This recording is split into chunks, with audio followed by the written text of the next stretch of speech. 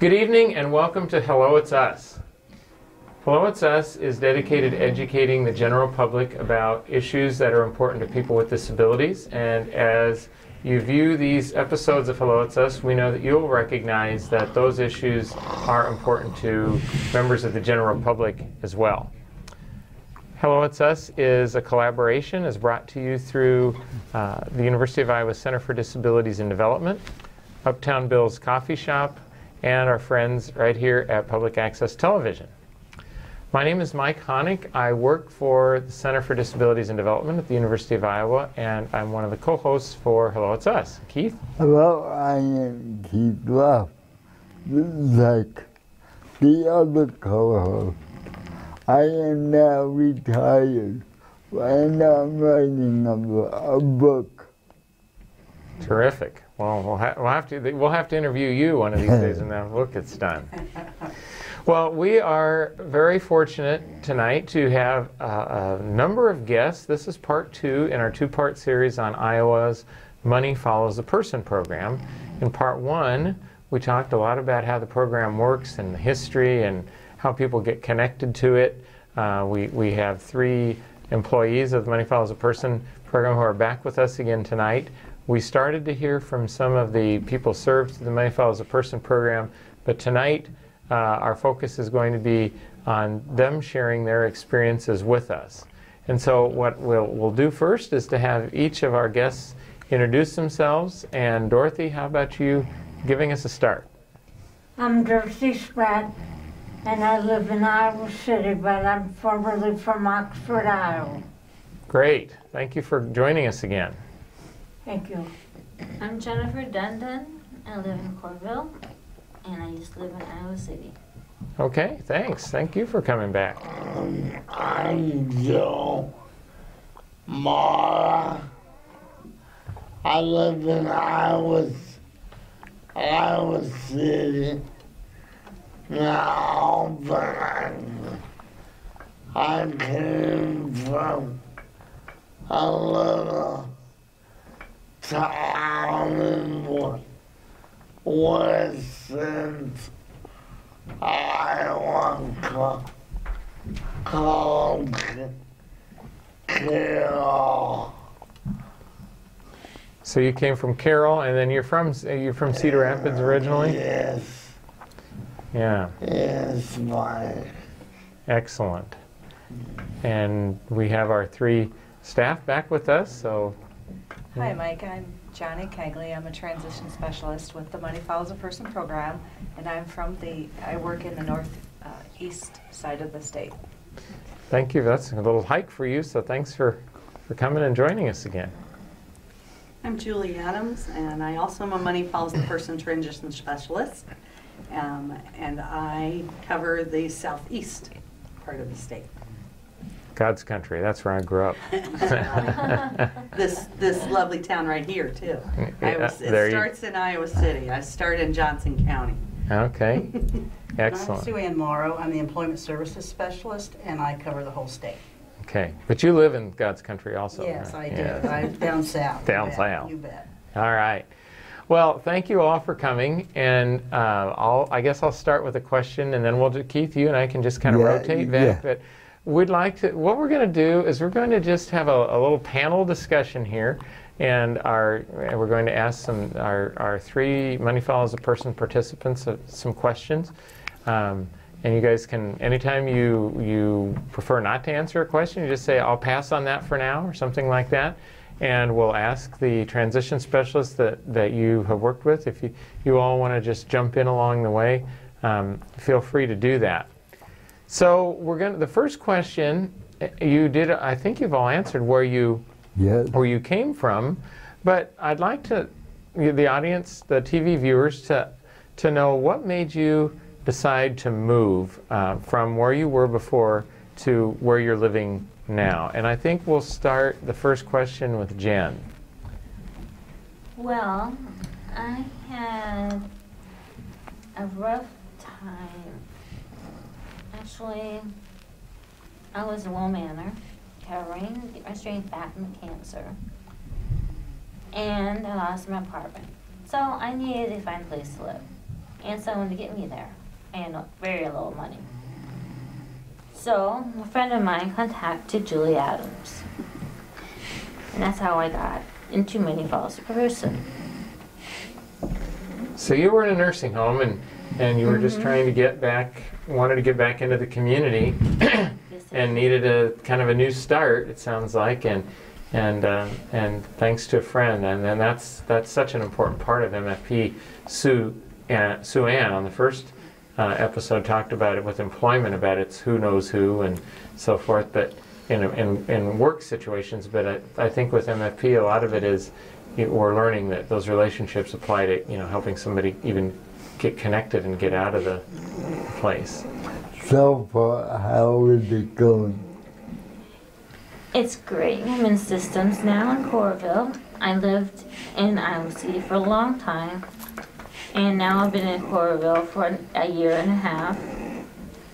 And I don't know myself. I don't know how to get around. So I have staff who are going to show me, and maybe one Sunday I can live on my own again and go back to Iowa City.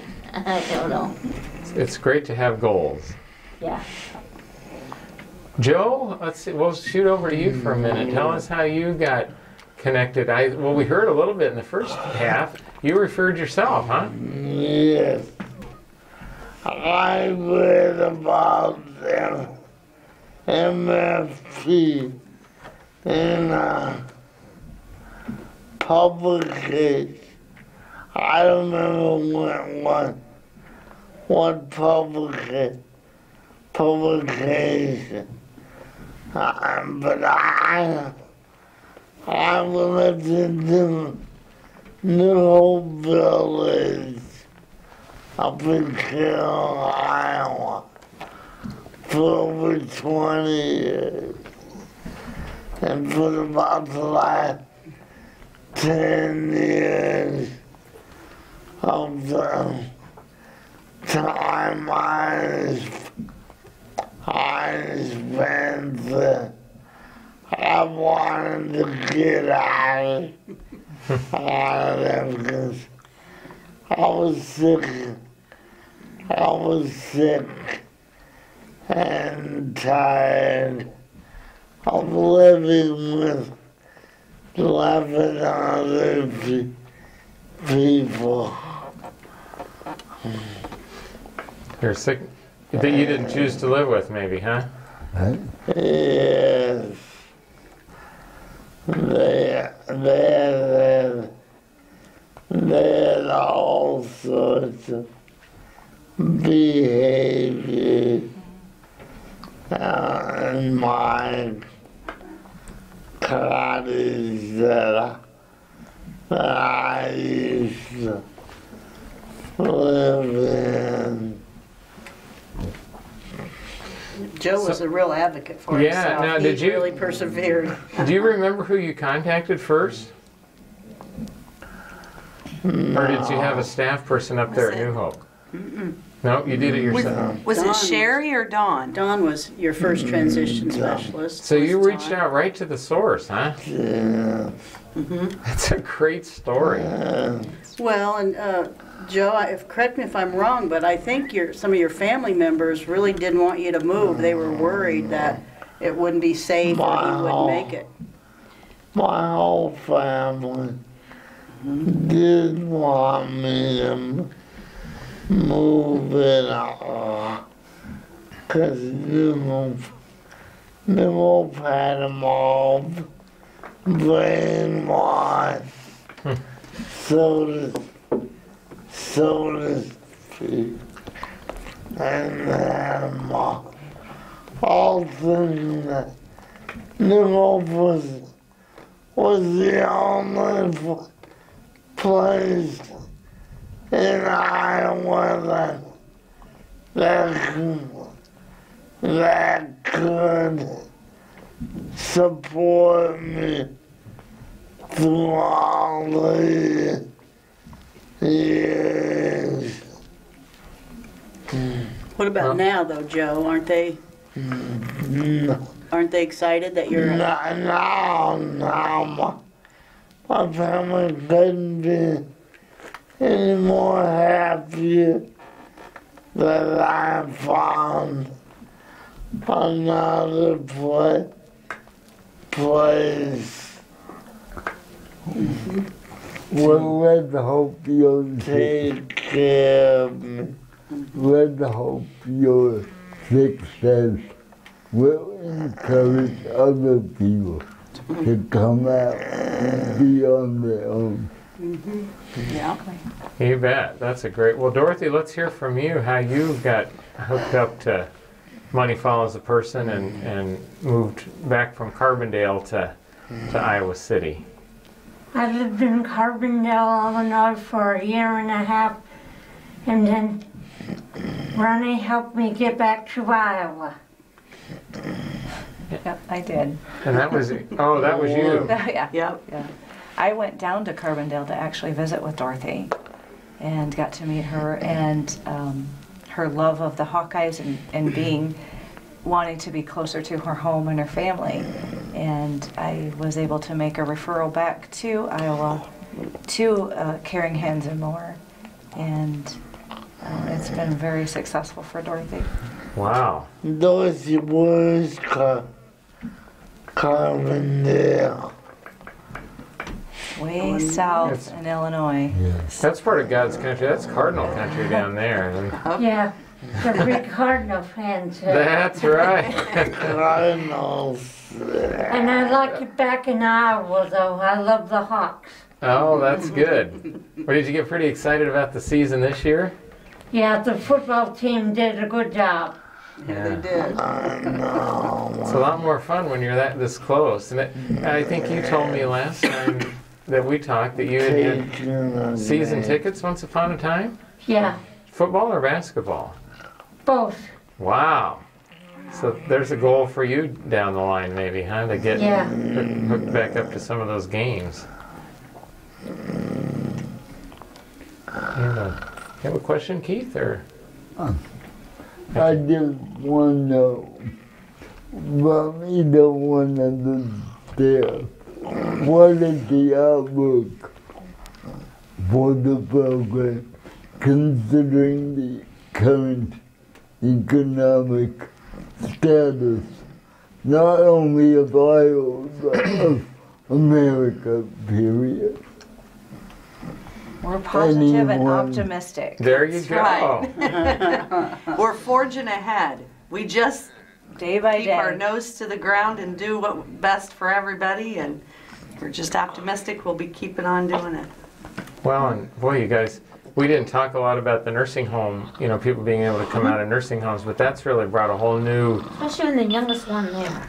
Oh, yeah, we'll talk about that, Jen. Yeah. Would you mind? It's terrible. Yeah, so what was hard about that? There's the youngest one coming to eat his supper. You'd hear people So- say that, Jen? Yes. Oh yes. my goodness. And nickname. I hated it, and I'm not saying on TV. So you were kind of singled out then, huh? I was very singled out. And I was seeing people pass away in front of my eyes. I saw Alzheimer's. I saw people talk to themselves. I saw people not know what they're doing. It was sad. And then got to see people who know what they're doing and living there. And I saw people who were there, who like I was, trying to get better and get straight back and go home. Mm-hmm. One of the things that I know about you, just from when we had, for the viewers out there, one of the reasons that I've been fortunate enough to talk to all of these folks in the room is that we, through the Connor grant, which I mentioned on the first show, which works together with Money Follows a Person, we publish a newsletter called Possibilities. And two, Jen and Joe have been featured, and Dorothy, I've got your story getting ready to go. So all of these folks have gotten a little press through our newsletter. But one of the things that, excuse me, that I know about you, Jen, just from the short time that I've gotten to know you, you seem to really have an empathy and an interest in helping other people. Yes. And it sounds like where you live now, you've really been able to kind of connect with the people that live in the house and Yes. make that a big part of your life. Yes. I have a roommate, and she's blind, but only thing she likes to do is listen to music, and that's really loud music, and it's rap, and I didn't think I'll take it when I first moved in, the loud noise and the rapping, because I hate rap music, but now I sing with it. Hey, you're taking one for the team. That's right. Well, after you get used to being in the house, you get with it. You like that music no matter what. But now we got her in the oldies, the 70s, and country. And that's my thing, 80s and country. And so we get a little bit of break from the rap, Good. country or 80s. So I am happy with that part. But no, she's a doll. She's turned 41 and 41. So, Cool. and then we have another one more person I live with, and we're all roommates. So we all do our own thing, and then there's time we get together and do stuff. Another one is a doll. She has this greatest smile on earth, and I love seeing it on her face. But she gets ill so much. Yeah, that's tough to Yeah. handle. But you know what? It sounds like it's a whole lot easier for you to handle than when you were in a nursing home, Yeah. seeing it day by day, and so. Yeah. That's how a friend of mine passed away in front of my eyes, day after day after day. I knew it was coming, and I knew it was going to happen. And then one day she didn't come, and the next day she couldn't come. So I was just meeting another lady eating at the table. And then finally that night she passed, and we got the information before we had a breakfast. So you can tell we didn't have no breakfast. No, that would be pretty upsetting. It was. But it was also, she was really hurting, and that was the best thing for her. Yeah. Joe, is there anything?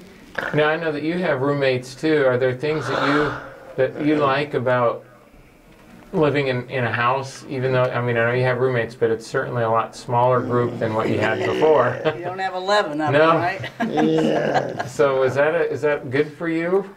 Very good.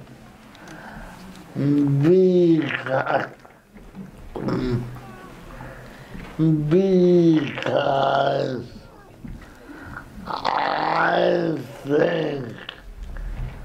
I think that is very good. It's good. Sometimes that's all you need to say. It's good. Yes. How about Dorothy? What do you have roommates, and do you like? Are you in a smaller place than you were before too? Yeah, I had 10, I had Whoa. 9 roommates in Carbondale, but I have 2 roommates now, Twyla and Linda. And I like both of them real well. Wow, that's awesome. Probably have a lot more privacy too. Yeah. This question is for any one of you. What do you like most living in the community? Shall we start? You want to start, Dorothy? What do you like most about living back in the Iowa City area? It can be more than one thing, but what? It's a nice community, and I like to go to the mall. Cool. Yeah. And you get to watch the Hawks. Yeah. Let's see. Okay, we'll just go on. And see my friends too. Yeah. Oh, that's good. You've got friends back here. What about you, Jen? What are some of the fun things for you that you like to do since I know you're still kind of getting settled in, but what are some things that you like about living back in Iowa City and specific, or in Coralville? Yeah, Coralville. I'm in Coralville. Yeah.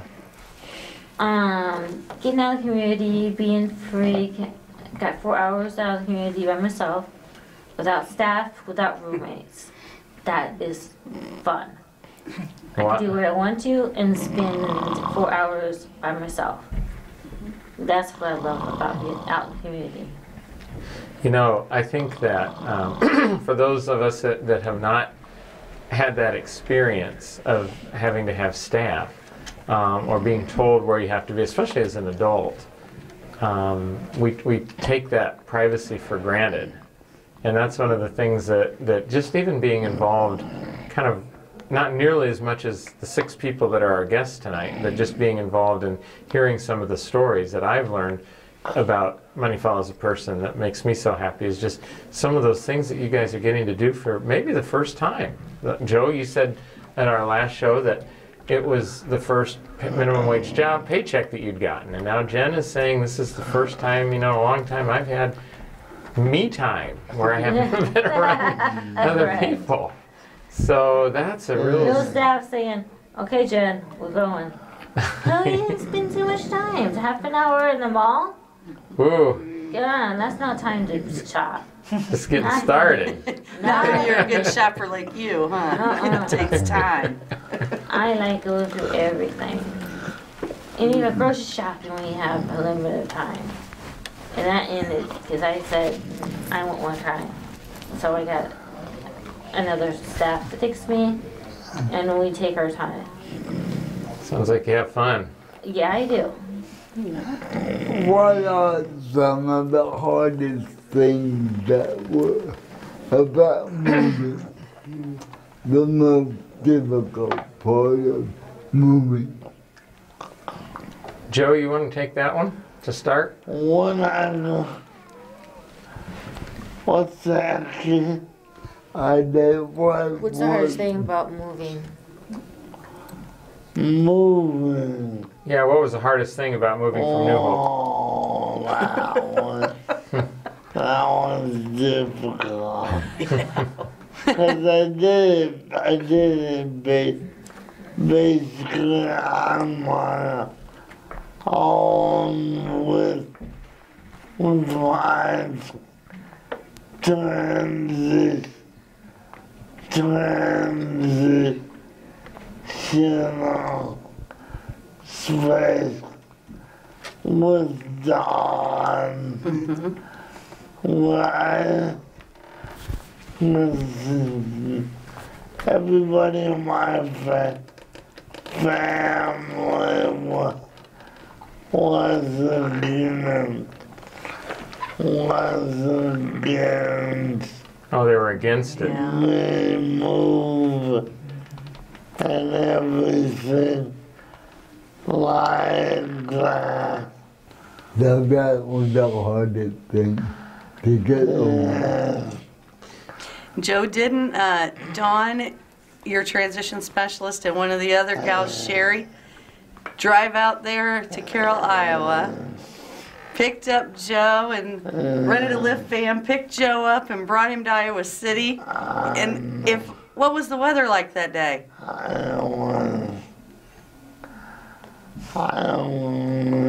You don't remember? It was a blizzard. Oh, no. It was in the middle of a blizzard. Because you moved in December, didn't you? December or January? I moved in March. March, so maybe it was like early March. There was a bad snowstorm, I remember. They went and picked him up and packed you up. Parted you up and headed you out. That's right, headed him across Iowa. Still could go Iowa. Yeah, That's right, yeah, typical. no kidding. Still the 4-hour drive. Yep. It was probably even longer that day. So, I was just going to say, Joe, that was probably, I don't know how many doubts you had about moving, but when you had a family, I know that my parents, because of my blindness, were concerned about me moving out on my own. Dad decided that I was going to, after they paid for 4 years of school, I was supposed to come back and live at home, and I didn't think I wanted to do that. And I know that was really hard when they doubted that I could do it. So I'm guessing that was just one extra hurdle that you had to go. Yes, my whole family doubted that I could make it in the community. anywhere. Well, you proved them wrong. Glad you did. And Yeah. I think it's going to improve because of technology. We're in a technological age that is unbelievable. Jen, would you like to answer that question about if there was anything particularly difficult for you in your move back to the community? It was not hard at all. I was ready. I believe that too. I was ready any day. I said, then they said, well, guess what? Can you wait at least 2 weeks? Because someone in the house passed away, and it was very close to them. So I said, yeah, I can go another 2 weeks in Wilmington nursing home. And then when they said, you want to move back, you want to move on the 28th or 29th of November, and I said, I'm ready. So there I went. No difficulties and nothing heartbreaking. I believe that. How about you, Dorothy? Was there anything particularly hard for you about moving from Carbondale back to Iowa City, other than being away from all those Cardinal fans? No, I like it here. I just wish I could get a part-time job now. Well, hopefully, and it sounds like you're working on that, aren't you? Yeah. Yeah. Yeah, Dorothy's going out with an agency here in town to learn about the different jobs in the community. Dorothy has a great work history. So now we've just got to get her back into the career that she's interested in. So she's working with an agency to go around, look at jobs, and try some out and see what she thinks of them. So that's pretty exciting. I just have one more question, and it's brief. What are the accomplishments so far that you are proud of? Well, go ahead. Somebody, was that you, Jen, that was starting to? No. Well, the question was just to make sure that what are the accomplishments? What are the most things that you're proud of that you've done since you've moved back? Dorothy, since we were down there with you, do you have any? I know that you told me last time that you were doing some exercises and things like that. Are you still Yeah, I doing that? exercise. I've lost 50 pounds since I've come back. Wow! Whoa. Man, we need your secret. I do anyway. Congratulations. Yeah. That's a piggy. Thank you. You work at it though, don't you, Dorothy? Yeah, I exercise every day. Yeah, you follow. It doesn't just come off automatically, does it? No. Not the way it went on. Darn it. What was it did with it all down the wall? I need something like 65. You've gained. Since I moved, You gained? 60. You gained get with 60 Dorothy. pounds since Yeah, you you moved? too. You Yeah. need to exercise with Dorothy. Yeah, no We kidding. all do. No, I think we just found your career, Dorothy. You're Yeah, going to start an really. exercise class. Yeah. Joe, do you have anything in terms of your accomplishments that you would want to share since you've moved back?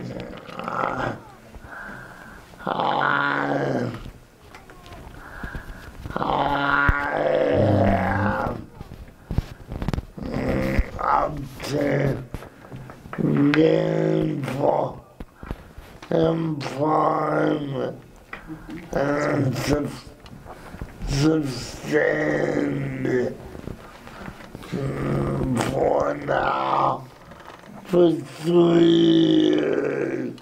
Employed for 3 years. That's tremendous. wonderful. And Jen, we'll kind of wrap up with you. Anything that you'd want to share about your accomplishments since that you're proud of that. Well, I'm in therapy now, and I'm starting to walk and learn how to walk again. Wow. Good. Talk about big steps. You guys are on it. Yeah. Well, I have I don't know about the rest of you, but I found this show incredibly inspiring. And I just want to thank all of you for coming in and taking time out of your busy days to share basically an hour with us. And want to wish you all very much continued success with the program and in all your goals. And just thank all of you for your time and thank the viewers for your time. Keith, any closing? Good luck, everybody. And out there, I hope you learned a lot tonight. Take care. Have a good week. Thanks. Thank you. Thank you. Hey, Thank you. that's a wrap.